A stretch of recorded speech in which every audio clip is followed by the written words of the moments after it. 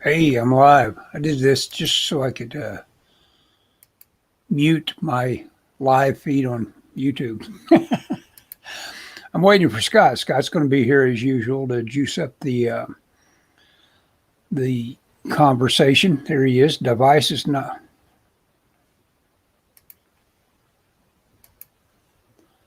There we go. That's muted. Let me add Scott. Add to stream. There he is. How you doing, Ellis? Hey, doing great. Hey, it looks like you're completely revisiting your Gwen and versus Vulture. Yes, I am been messing with this. I've got a couple pages I've been working on. Very cool. Loose layouts here, light layouts. Hmm. I'm only going to attempt 3 pages. Yeah. No. Samples. You need to just be confident enough in that sample that less is more on that. Oh, absolutely. I'm. Oh, hang on just a second. Sounds like you got pulled through a. Okay, can you hear me? Yeah, I can. Okay, I'm using different headphones because my other headphones would die, my cordless ones, and these are noise canceling, so I can't even hear myself talk. It's really weird to talk on them. Wow. But Michelle might want those if you can't hear you talk. no, she doesn't like me wearing them because she can yell at me and I can't hear her. Oh, that would be bad. Fire! Well, yeah, I can't. My work is real picky about wearing headphones. Sure, I bet. Because of that sort of thing. Well, yeah, that's a whole culture of that headphone wearing stuff where you, it's like, hey, get disconnection from that. You're at work. Yeah, well, and I can listen to stuff. I just have to use one headphone. I can't have both ears on. Oh, okay, gotcha. Yeah, you know what? I've thought many times that Scott Adams has got these headphones on that is, it clasps your skull like you'd expect with a pair of headphones. Yeah. But it's only half involved in, covering one ear, and then it's got a mic on it as well. Oh, yeah, that's how these are. Well, I mean, except they're full headphones. Oh, are they? Okay. Yeah. I feel like I'm underwater when I wear them. Yeah. As in, I wish I could breathe. What? Just because I can't hear. Oh, okay. You know what, Scott? I can't appreciate you too much for having gotten me these enemy aces. Because I tell you what, as a guy whose artistic skills have just really kind of compared to others, you could say I have been not only a late bloomer, but hard to get over different plateaus. And I don't know, this guy hits me just the right way at just the right time, because he teaches me so much just by looking at any one panel. It's just amazing artwork. And so then I bought this for 20. I thought I was getting quite a deal for $20. I got this Hawkman. Oh, I've got that too. That's great. Yeah, it's good. But see, I thought I was getting all Kubert. Oh, yeah. It stops at page 150. No. That's as involved. And then it turns into Murphy Anderson. Oh, yeah. Which I'm pretty sentimental about Murphy Anderson. He did a lot of stuff when I was a kid, but he's no Joe Kubert. What can you say? Well, yeah. Who is, I guess. What you have to say that. It's funny you say that because when we were in New York in October, I picked up a book. It was the Miss Marvel Essential. Uh-huh. And I was reading through it. And, I've been obsessed with the Bronze Age lately. Yeah. And there was a an artist in that book that I'd never really realized who they were, and I've become obsessed with a guy named Jim Mooney, and Uh-huh. he had worked at ironically, I'm listening to a Stan Lee book, a book about Stan Lee, and him and Jim Mooney were like best friends in the 40s or in the late 40s after the war, Interesting. and them and their wives would hang out together. This guy's been in comics for 40 years or more. Jim Mooney, what happened? Your dog jump on your? No, my Oh, iPad fell off. No big deal. yeah, that always just traumatizes me. I've only dropped it once. Hey, just a quick shout out. Thanks for being here, Fly Fox Pro. He's always a guy that draws along and drawn and quartered and does a good Oh job. yeah. Quite an artist. But anyway, so Jim Mooney did several issues of the early Miss Marvel, like 4 through 9 or something like that. And it's just amazing how good the work. But the guy was never a superstar. I'm going to look him up right now while we're talking. Jim Mooney, eh? Jim Mooney, Mooney, I believe is how you spell his name. I don't know where that's got off to. That reminds me of that. Have you ever seen the? I guess it's The Stand, where they, they've got the simple-minded guy that always spell. He's kind of like Groot. Yeah. He's always spelling his name Moon. Oh yeah. Because his everybody that was responsible for him wanted him to be able to tell anybody who he was. Yeah, what his name was and all that. So that's about all I can tell. Here's there he is. Fly Fox Pose knows what I'm talking about. Says Moon spells moon. Yep. And so Ms. Marvel, look at that. Oh man. Oh, that looks great. Yeah, it's just so man, cool. These showcases, I tell you what, they did such a service, but I guess they're all out of print, right? Yeah, you can get them around, but some of them are really expensive. No, they're out of print. That's the reason they're expensive. Yeah, but some of them are cheap. I think I paid $5 for this one. Wow, it's a little damaged, but dude, I'm digging this, and because my idea is I want to kind of adhere to kind of the Bronze Age aesthetic with my work. You know what? There are no rules. I say it all the time to myself, and then I make up a new one for myself. Right. But that's exactly what a guy ought to do is just pick it out. Say, okay, this is what it's going to look like.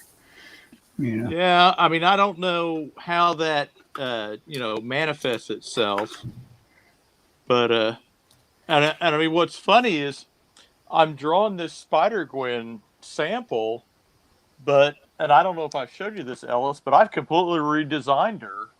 So I don't know that this is a sample that would ever have any kind of, get any kind of reception. No traction, hey? Yeah, because I'm off model. Yeah, well, yeah.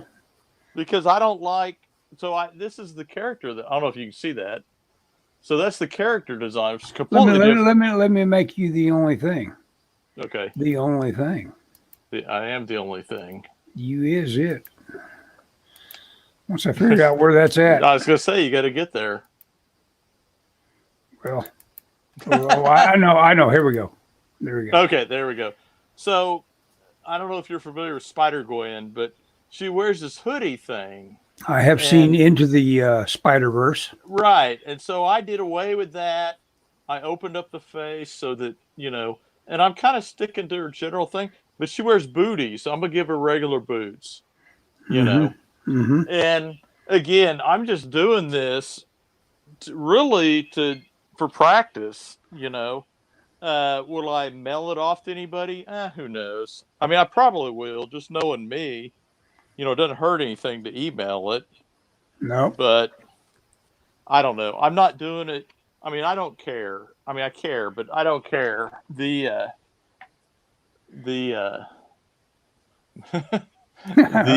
I'm sorry, I was looking at the comments. I look at like Marvel and DC, and I don't know that it's a place I want to be necessarily.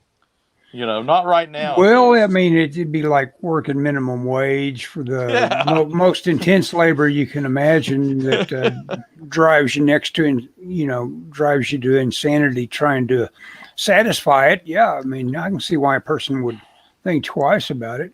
Well, I mean, here's the thing. I got a good job. Yeah. There's no reason for me to pursue that other than, it'd be, I mean, don't get me wrong. If it's offered, It'd just be a love for stress or a yeah, love for comic books. If you've got a deep desire to be, what really kind of is maddening about Kirby is that he took it on later. He did the writing, I assume, later, right? yeah, Didn't he write yeah. them as well as draw them? Yes. Because that's the only way to go, and that's the only thing he probably should have ever been doing. Because he probably, well, I guess that's true because I guess some people don't like what he ended up writing, right? I don't know. Yes. But anyway, he's one of those guys that probably should have got more out of what his genius you would think, better than piecework anyway. Yeah. Oh, I think he did okay in the end. Yeah, But probably toward the end. Yeah. I think he did okay. But Well, I, just what his originals would go for today. well, but I don't know. He didn't get a lot of He didn't. back. Yeah, he didn't. Yeah. But I don't know. I mean, I'd do it if I was close enough to retire and I could do it in retirement. Yeah. That'd be the way I think to do it to work at Marvel Comics. I think at this point, just for your own sanity's sake. Yeah. I mean, because it would drive me crazy knowing that at any moment they could jerk the rug out from underneath you. Yeah. Yeah. Yeah. Well, and that's why you would think you could work anywhere and have it work for you, but actually those that interpersonal relationship yes, it works toward a lot in terms of like who does what. I had a friend, Joe Chido, who was a guy that made a very important pivotal moment in his career. He was around all these image guys that were just starting up and they were making all this money and he wasn't making any of it. And he asked, he was just sharing studio space with them. yeah, And all it took was him asking Jim Lee, gosh, I sure would like to be part of this. And it's like, come on board. yeah. And then all of a sudden he was coloring everything, for Image. No, yeah. Now that's my version of the story. He might have a different version of it. Yeah, That's the one I remember him telling me. And So, what? oh, do you know Dan Fraga? I've seen him on one draw along, and I follow him on Twitter. He's one of those guys that can draw off the top of his head. Is that what you're going to talk about? Oh, yeah. Well, he posted a thing. I think it's on Instagram, and he suggested that people draw in their sketchbooks and pen and draw the figure. Yeah. And he's like, that's how you master the figure. And so I've been messing with that the last couple of days. Well, what's interesting is don't be afraid to make a big mess. Well, all you have to do is look at my works and notice that I don't worry about making a big mess. But the deal is that you learn that drawing through something. As a matter of fact, I had a very hard time getting over this. I thought, I have got to sell somebody the idea that when I draw something, they get all my construction lines as well. Because the moment I tried to clean it up without construction lines in it, it lost all its energy that I thought it was the basis for everything that was appealing about it. Well, yeah, but you've just got to understand what added that energy and methodically leave that energy in it. for your finishes. You know, you got to be a little less anal about that line, and there's a lot of little things that will allow you to pump that energy back into it. But I had a real hard time satisfying myself that I could ever do that, and so I always turned in pretty sloppy stuff because I was trying to say, look, I know this is appealing if I leave it in the sketch stage, you know. So this is what I've been doing lately, last couple of days. All these poses are the ones in the How to Draw Marvel comics, or How to Draw Comics, the Marvel book. So I did these yesterday, and then today I worked on these. Very cool. So my thought was to try and draw the figure in as few lines as possible. Oh man, that would do you a lot of good, Scott. Well, that's what because I feel like if I can do that and get good at it, then that'll speed me up. That will, make me more confident. It's not so much it's not so much speed that you're aiming for with being able to do that. It is what is important. Someone was making a big point about drawing good-looking girls the other day. Actually, it's a guy that draws on a whiteboard. Hieronymus Flash. He draws on a whiteboard mostly. I'm trying to think of his name. Last name Flash in terms of like his pseudonym. And he's dead on about it. You've got to leave everything out when you're drawing an attractive woman. Yeah. And look at Bashima. Yeah, exactly. You've got to say, you don't want to draw, her nose the way you would draw it if you were drawing it on, some guy that had gin blossoms all over his nose. You gotta pay attention to everything you leave out. You got to draw it like Emma Peel is your ideal. You got to say, gotcha. Your cute little turned up nose, and all it is just a little ghost of your nostrils. And that's all it is. Yep. So what were you doing on the phone? Okay, well, that's interesting. Very, to me, fascinating. Let's clear this throat a little bit. I got this. If you don't mind saying. No, not at all. I got this message from this guy named Meyer that I had worked with him and his wife on something called The World of Corkle. Way back. Okay. Way back. It was her little thing. You know how people are about saying, what you ought to do is take your little characters and your stories and find an illustrator. Yep. And we'll put out a book. And so that occurred 25 years ago back in San Diego. My gosh. And I did this freelance for them. So I get this phone call that they're ready to go to press. 25 years later? Yeah. And I said to myself, wait a minute. These folks were what I thought were old. Was this just ageism on my part? Were they actually not that old when I was dealing with them? Hell no. Yes, they were 38. Hell no. I called them today, and the guy is 95. His wife is still alive. There still is. What was funny about them, and I told him this, is they were crazy about each other back then, and they're still crazy about each other.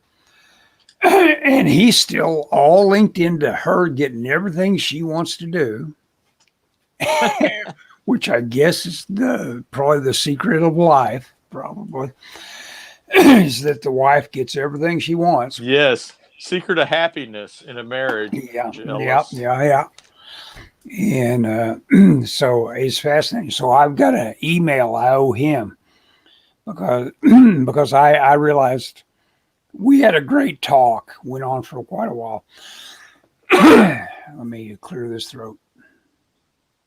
And So you've been so you've anyway, been talking. so I have been talking. That's what's done it to me. Yeah.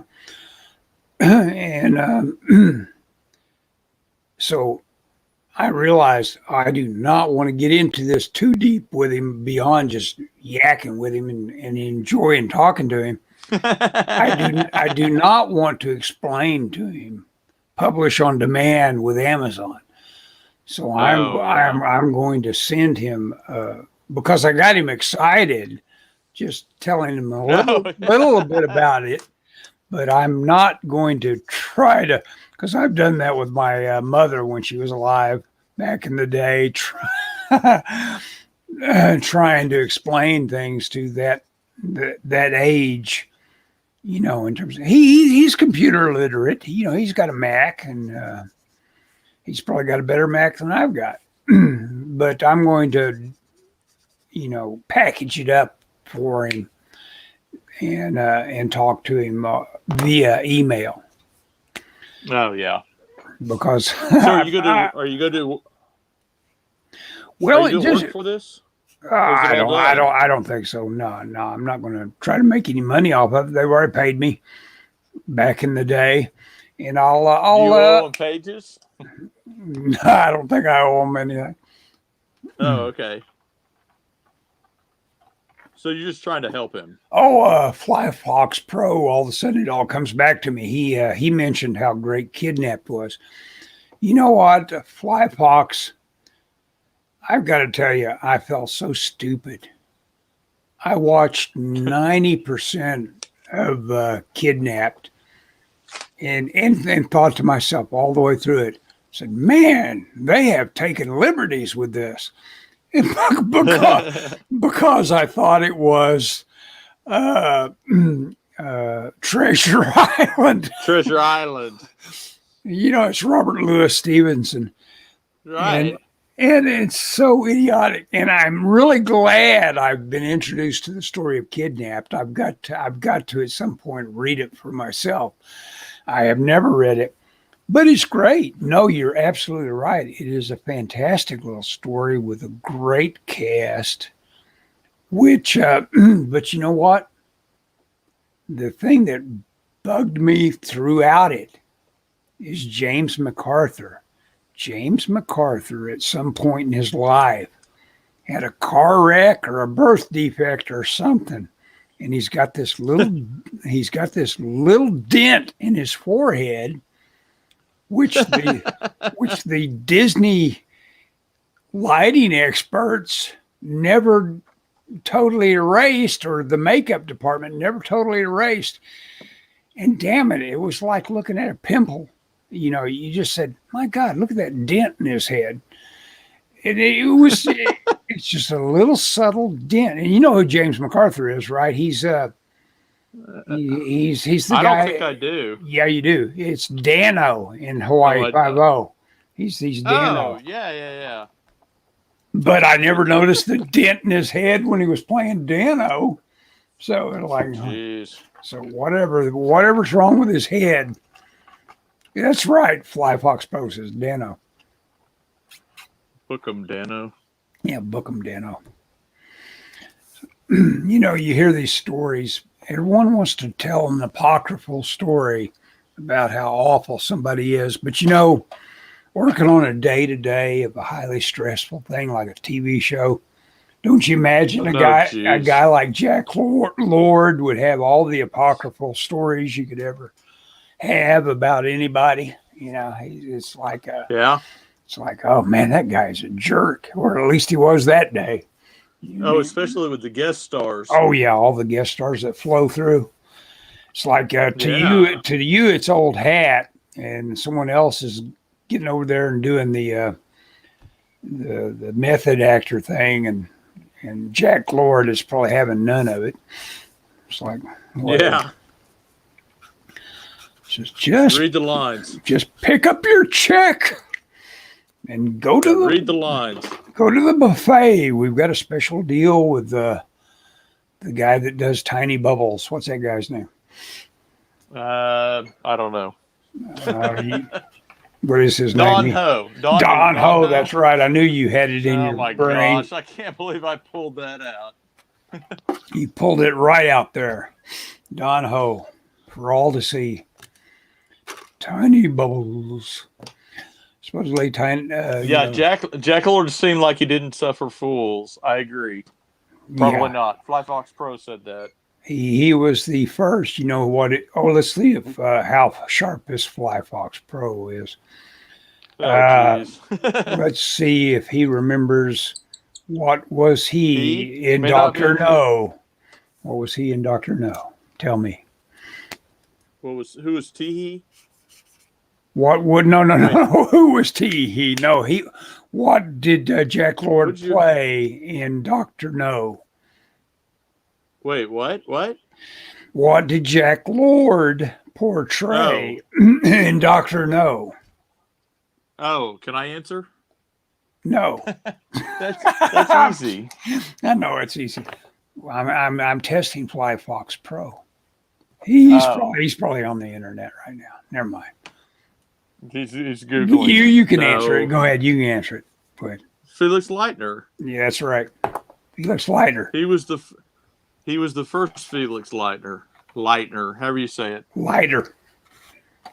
Lighter. Yeah, there's no N in there, is there? Yeah, I don't think there's an N. Hey, check this out. Fire escapes. Hey, my family only sees me once a year, and they have any number of apocryphal stories. It's a form of creativity. That's right. Yes. Yeah. You know, it's like every now and then you just stare at a relative and say, "Are you really going to tell that story again?" But they just go ahead and do it. Yeah. So I talked to these old 95-year-old people that are still in love and all that. It's amazing. funny. It's funny to me that you find that amazing that they're still in love. I find it amazing because I think it's, you know, it's obviously a flaw on my character's part that I so quickly tire and of people. It's like, Doug has invited me on his show several times. And I just kind of like dodge it because not only do I want to go public with all my little idiosyncrasies, but I don't have confidence in my ability to instantly mate up with Doug. And there's no problem with mating up with Doug. Anybody can mate up with Doug in terms of like, being able to converse with him. Anybody can do it. Sure. Because he insists on anybody being able to do it. He's like, he's got this like 10,000 hours worth of being the deacon in church experience that, he can relate to anybody. Sure. Well, he is traveled in several circles. Oh yeah. Versus me saying, okay, how am I going to do? No, let's just not do it. That sort of thing. That sort of thing occurs with me all the time.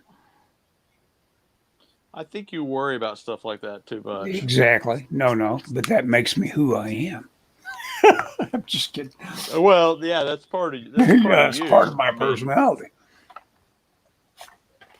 But anyway. Yeah. So are you going to be on Drawn and Quartered? I doubt it. I think Drawn and Quartered might be all about Doug tonight. They might do what do you call it? Bigfoot Bill tonight. So you won't be invited to that? Is that what you're saying? I think I'm in the green room. I've officially announced I'm in the green room. Oh, so you're going?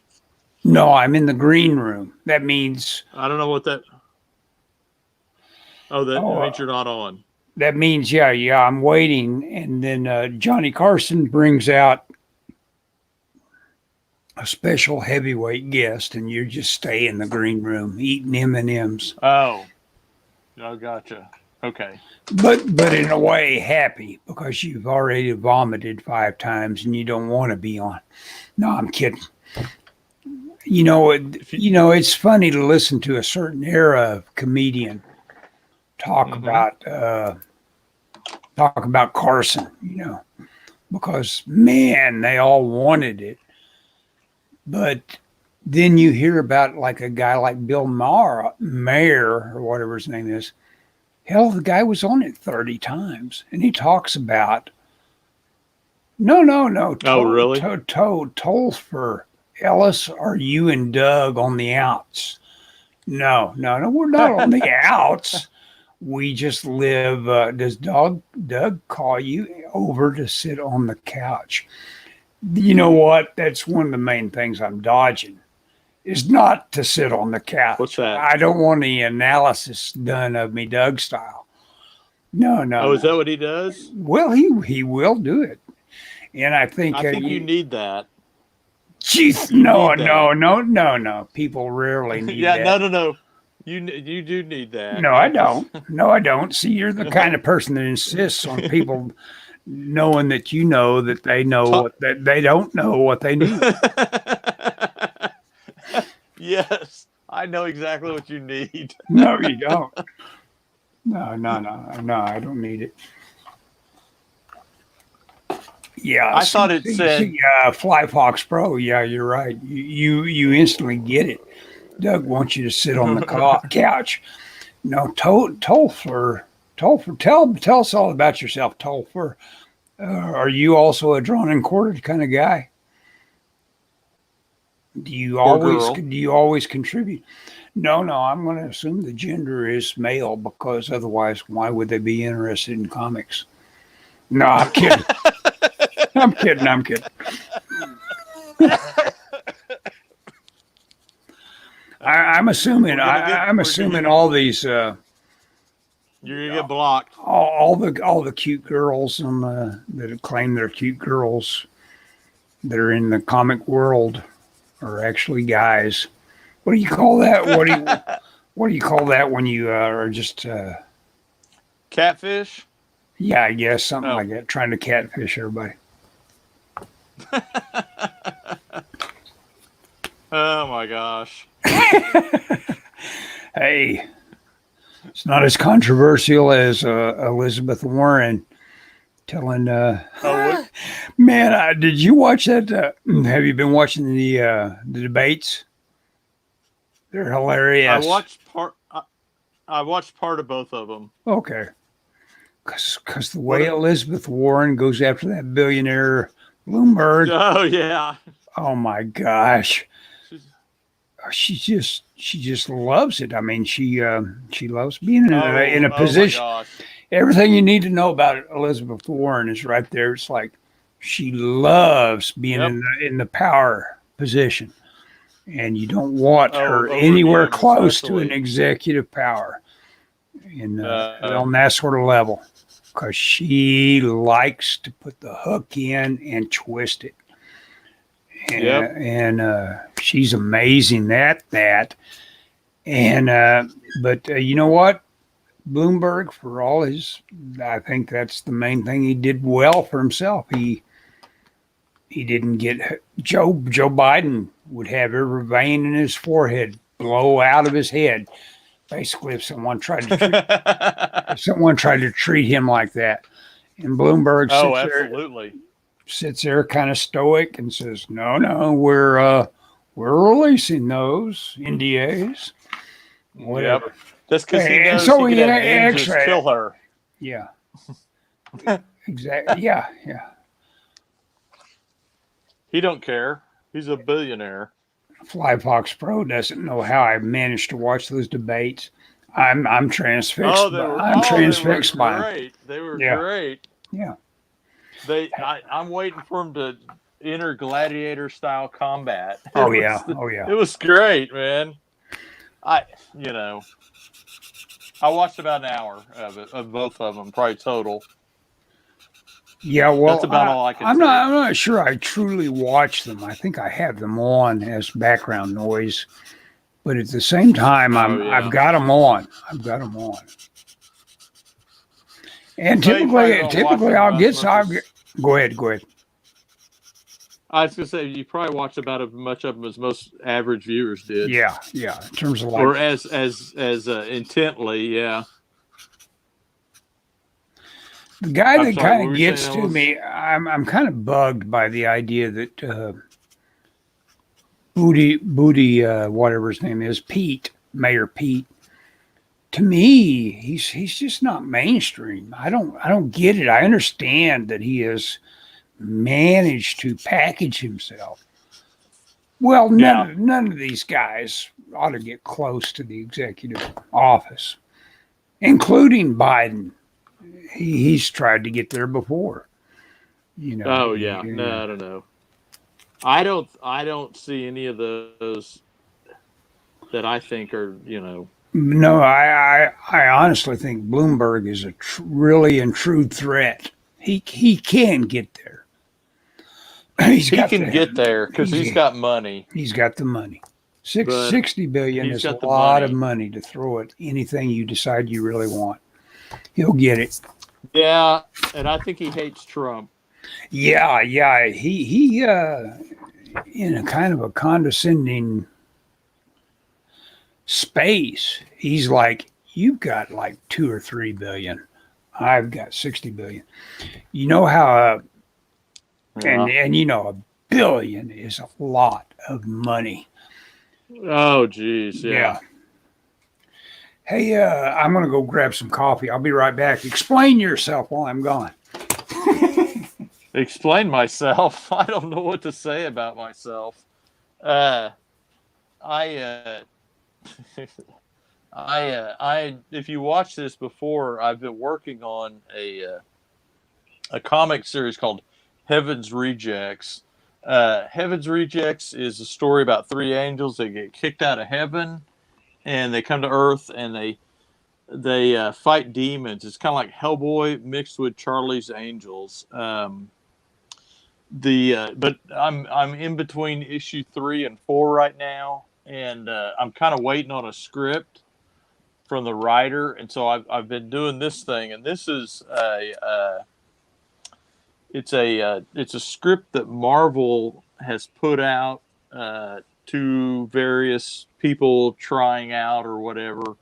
I got a hold of it. I didn't get it from Marvel, so don't that. But anyway, it's a Spider Gwen script, and I've actually started it before. I think I was working on it on the show before. But I've become really obsessed with this idea of, because I'm working on my own comic and I have a very good day job, I don't have to conform to whatever Marvel or whoever might be doing. I've got my thing. And so I am working on this just with an eye towards getting better, really, as much as anything else, and developing a style that I can draw quickly and that I'm happy with, and that I can ink and that works. Because I've found I'm a pretty fast artist, and so my idea is I'm going to do my comic, and then if I get more work, I'll do it. But the idea is I don't quit my day job for any of this. So I'm just trying I'm to get back. faster. Okay. Anyway, I'm back, and you know what the I moved stupid on to page 2.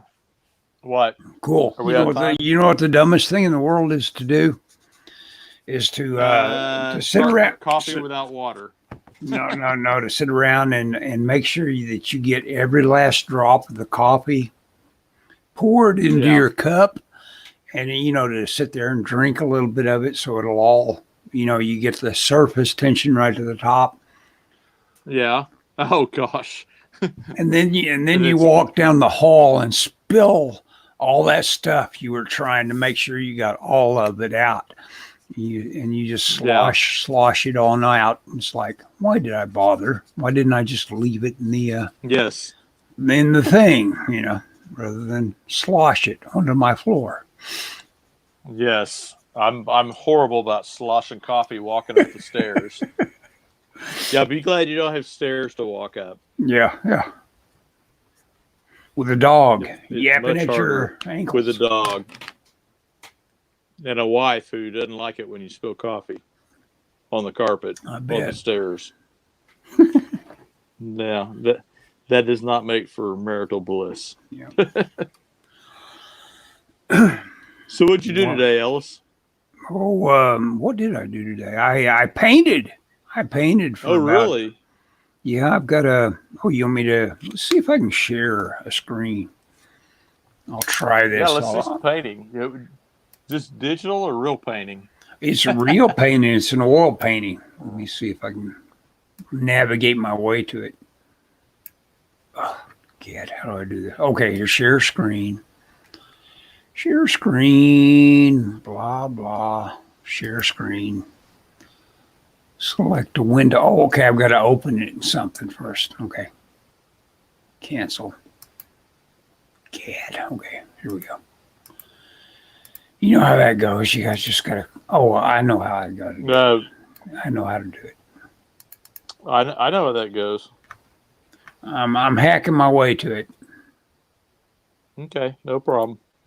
Every day at work I get calls and it's like, hey, could you look at this? And it's like I got to go through 15,000 screens to get where they're telling me what they're trying to tell me. Okay, this will look a little. So I get it. Yeah. Okay. Yeah. I mean, That's what, what's amazing? We talked about this before about.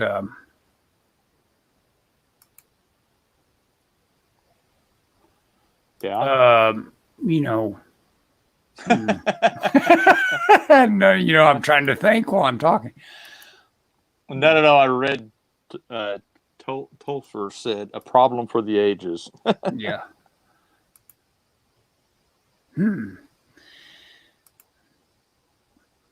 Jim Mooney. I got to get back to that though. I'm going to write that down. Jim Mooney. Oops. Yeah, he did a bunch of stuff. It's amazing though when you talk about select window or screen. So this is digital then? Yeah. Oh, okay.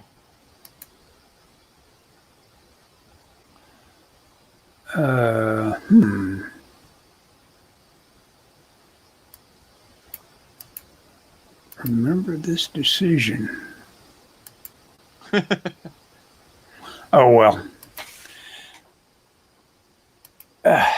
Phooey on it. I can't do it. I used to be able to do it when they had the other setup. Oh, well. Big deal. So this is all this is to share the screen? Yeah. Or okay. Yeah, sorry. I just That's totally okay. blanked out on you. That's okay. Oh, how long have we been at Dude, this? I don't know. We started late. We started late. I don't know how late I can talk though. Yeah, no, we can quit anytime we feel like it. I feel like I've gone over the highlights of my day. How about you? Oh, have you? Yeah. Yeah. Well, I told you about them building the room for me at my work, right? You have brand new responsibilities. Yeah, you've turned Not into. yet. Not. Is it just a Well, matter of you having to essentially. accept them? What? No, it hadn't been offered yet, but Okay. it's coming, I think. But I've been told it's coming. Okay. Yeah. Somehow I've gone from the guy that I don't I feel like I'm just kind of this slob sitting at my desk drawing stuff to all of a sudden it's like, oh no, you're responsible, Well, I or tell you what, something. those people have it dropped on them in a big way when the moment you walk through that door, saying, "Yeah, I'll be responsible." Oh yeah. Yeah. Well, my boss was talking about a situation they want to put me in potentially, and it's a deal because I run a department at my work now, but they're talking about maybe expanding that, and one of the departments is having a lot of trouble, and it's a department that has spent a lot of money, 3D. and the company has not seen its investment. And I was Uh-huh. not involved in any of that. And it's like, if I go into that, I'm either going to be the hero or a goat, man. I Exactly. mean, You got to it's, become a you know, subject matter expert all of a sudden in something you maybe were yeah. just a little casually involved with at one time. Yeah. Well, but I can see I can see some of the problems with, there's different processes, not even technical stuff, but more managerial stuff that's not being done.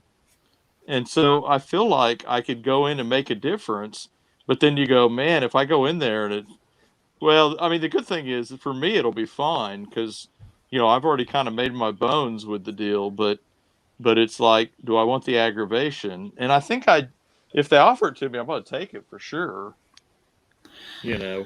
Yeah, and it's a matter of like being the guy that's in charge of, or at least you're the wrangler for the 3D assets for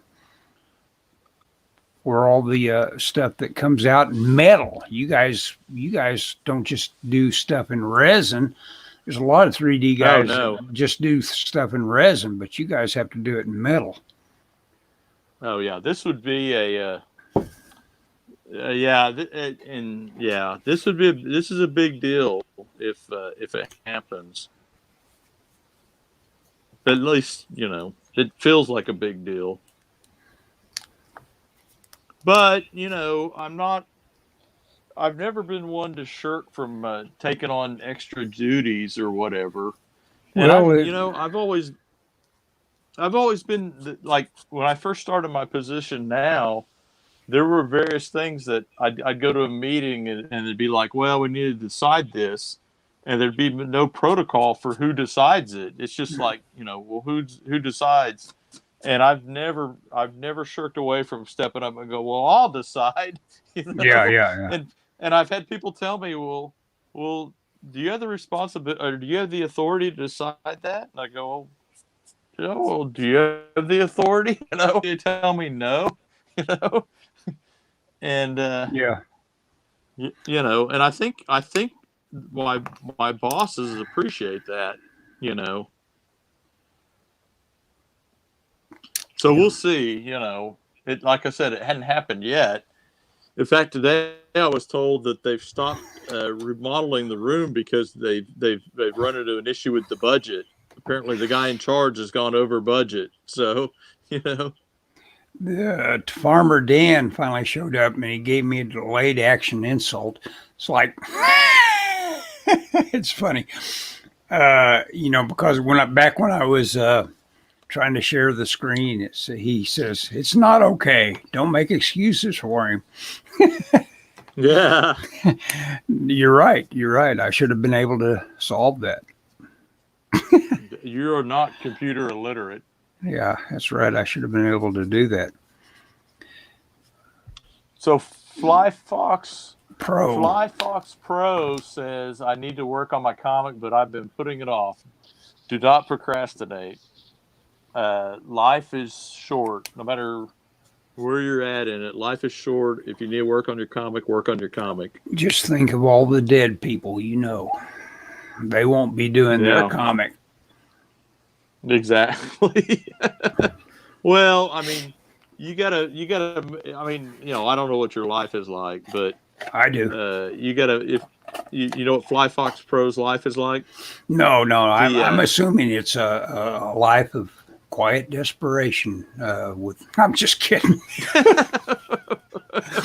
I'm just kidding. It's probably not as bad as Farmer Dan's life, though. I don't know. I don't know either one of them. I mean, so I'm not gonna anybody guess. named But Farmer Dan, what kind of life have you got going for you? There? Go ahead.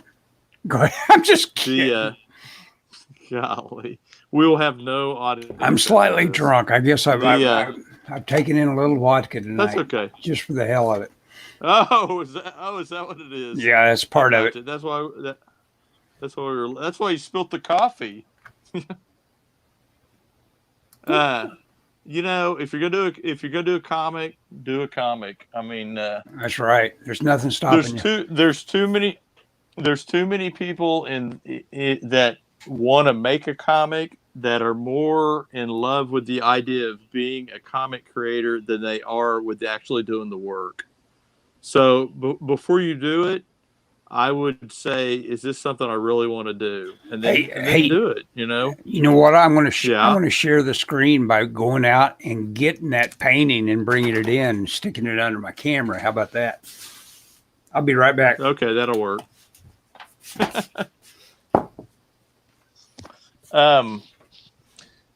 If you want to do a comic, I would say do the comic. I've worked on comics for, oh gosh. Well, I went through a period where I did a bunch of submissions, and then I went through a period where I did a bunch of anthologies with people, and I would get paying work, but it never went anywhere. So if you're going to do it, my advice would be, if you collaborate with somebody, find a good collaborator, find somebody you trust. I would say find somebody with a track record of some sort. If you're doing it yourself, give yourself goals. Put your feet to the fire of, when you're going to do what, and do it. The great thing about making comics is if you do it step by step, it's really just a matter of following through. And what I mean by that is you write the script, and I'm assuming you don't have the script written, but you write the script, and then if you're drawing it, you do thumbnails, you do take your thumbnails, you make your roughs, but just that forward momentum just will keep you going, I think. But if you break it down into bite-sized chunks, I think it's a lot easier. So, do the script and worry about getting the script done. And then if you're gonna do the art, do your art, do your thumbnails, and don't skimp on any of the steps. One of the things that I enjoy about the fact that I have a day job and I'm working on this comic and I don't really care, or I don't want to say I don't really care. I can make the art look as good as I want to make it. In other words, I don't have a deadline necessarily. Obviously, I want to get it done expediently, but I also want it to be great. So I could do, if I want to redraw something or spend extra time on pencils or whatever, I have that freedom. Did you get it? Yeah, there it is. See oh, it? Wow. You can't really tell much about it. My cam is not very good at showing what it's, but I like it. It's got something that's going for it that it didn't have before. It used to look like a paint by numbers, kind of like blandness. Now it's starting to get a little excitement to it, and I'll paint on it again maybe tomorrow and try to really whip it up. And it's all about contrast. If you don't, you've got to just like turn your brain off about being rational about saying, okay, this is all in the same soup, so it will look like this. And then all of a sudden it's like, no, I'm in charge of the light. You have to think of yourself more as like the guy, the stage hand that's in charge of the lighting. It's like, so what if you turn every other light off you had on before and hit your star with a spotlight? That's what you're doing. You're saying, okay, this is your composition.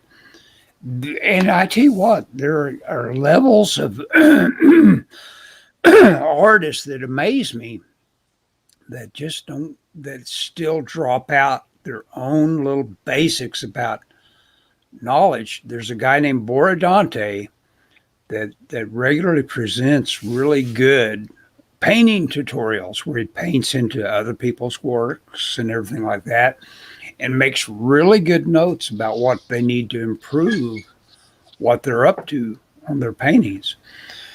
And he's got one painting that he has restarted about 3 or 4 times, and I could have told him right away what was wrong with it each and every time.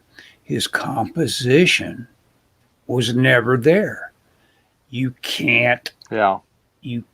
make a good drawing out of a bad composition. And Right. but at the same time, he has started over it 4 times. He's got something called the Blood Queen or something like that.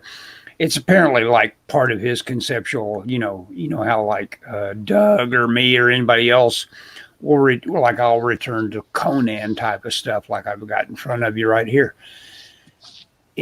We all have our limitations that are built in, and he's got a kind of a gross kind of vampire kind of fixation, I think, that he always returns to. And so he's got this cool image he's got in his head, and it hasn't worked its way out. It hadn't bubbled its way out in the way it needs to bubble its way out. And it's that's the worst. and I could have just sent him a note saying, composition wise, you just need to keep thumbnailing it until you get something that at that thumbnail stage your eye is drawn to it. The appeal needs to be completely there at the general to specific. And it's weird that a guy with so much knowledge and a guy that is in the position of being, I'll go back to sharing the screen with you. Oh no. Where'd you go to? Oh no, I was listening to you. I just you're leaned still back. there. Yeah. Yeah, I'm still here. Of course. Fly Fox Pro says I have the script done. Well, you've got the hard part done then. Yeah, because that is the hard part. On that. Yes, I think so. You know what? Another thing that I have been lately just blown away by. I read all 7 of the trade paperbacks of Brubaker's and Sean Phillips' Criminal. Yeah, you've been talking about Criminal. And that, to me, is like so heads and above everything else that usually comes out. I mean, everything is like skim milk compared to what Brubaker gets up to with characterization in his stories. It's just so much better, than I say better, it's just, it's just, it's the kids versus the adults having entered the room, and I told you I knew Brubaker, and we've got this little background of him being part of the Tuesday Art Group. But part of the secret of Brubaker is like he, just like an artist, he's got writers that he idolizes and he studies closely. He once made I read one time that he goes through all of Donald Westlake's Parker stories, which are written by Richard Stark. That's the pseudonym. And of course, Darwin Cook did all those, or started to before he died. And Brubaker, you only have to read 10 of them, and they're very, very quick little efficient stories. He reads them all every year, just to go to basically take a little master course. Hey, are we still doing things? I think Scott dropped out. He always has battery problems. Hey, once Scott comes back on, I think we'll end it. But anyway, yeah, I just want to make that point about Brubaker. Does the work. It obviously didn't work to him. He just rereads those Parker stories over and over again. Richard Stark. Or is that Stephen King's pseudonym? He had a pseudonym too. No, Richard Stark is Donald Westlake. I liked Scott Sackett's phone has died. I will end this broadcast on my own tonight. Hey guys, thanks for being here, and make sure you subscribe. Thanks. Bye.